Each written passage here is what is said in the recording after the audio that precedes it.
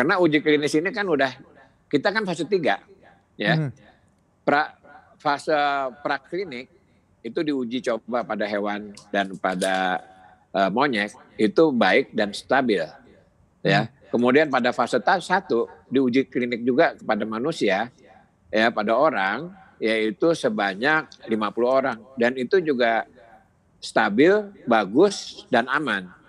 Uji fase 2 juga udah dicoba juga sebanyak 400 orang, itu stabil dan aman dan bagus.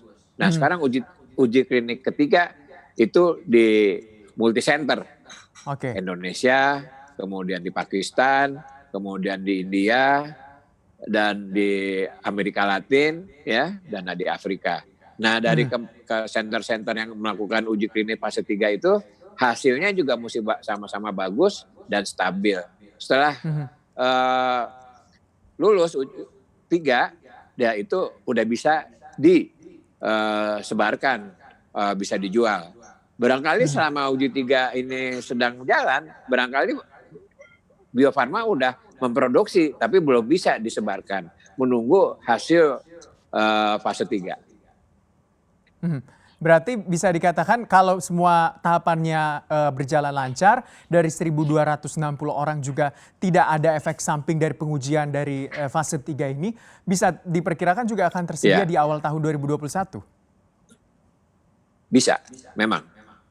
Bisa, karena selama kita uji klinis barangkali ya Bio Farma itu udah melakukan produksi dan dia belum bisa menjual. Dia bisa menjual kalau udah lulus fase 3. Jadi kalau menurut saya ngobrol-ngobrol sama direktur utama Bio Farma, kita sedang pertengahan fase uji 3, fase 3 itu bagus kan, kita kan bukan akhir aja. Jadi pertengahan uji klinik kita juga harus melapor ya. 520 pertama. Nah, kalau 520 pertama itu bagus, dia udah produksi rasanya. Oke, berarti untuk ketika begitu dibutuhkan udah ada siap.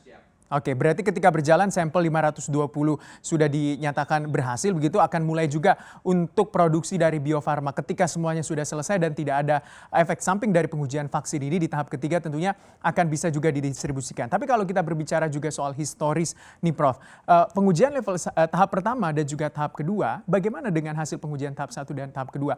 Adakah kalau kita berkaca pada beberapa jenis vaksin, biasanya setelah dilakukan vaksin ada demam atau mungkin panas dan segala macamnya, setelah itu ada efeknya. Kalau pengujian tahap 1 dan tahap 2 dari vaksin ini seperti apa historinya? Ya, jadi memang historinya hampir sama dengan vaksin-vaksin yang lain. Ya, kalau kita melihat itu ya, kita melihat keamanannya dulu. Keamanannya dulu itu kita lihat dari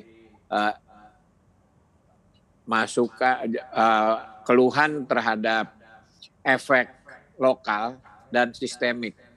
Efek lokal itu dari mana kita tahunya? Kita lihat apakah setelah disuntik timbul merah, timbul bengkak ya dalam 30 menit pertama.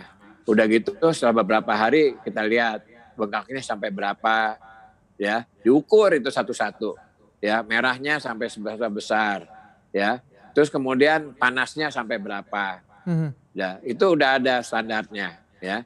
Dan dari hasil uji klinik fase 1 dan fase 2 itu semuanya dikatakan aman. Aman itu sudah ada aturannya ya, bahwa vaksin ini aman. Aman artinya hanya menimbulkan gejala-gejala ringan. Jadi seperti kita nyuntikin DPT, ada anget sedikit, tapi kan nggak semuanya. Mungkin sekitar 30% anget sedikit, sakit waktu disuntik gitu ya. Tapi jangka yang sistemik lainnya nggak ada.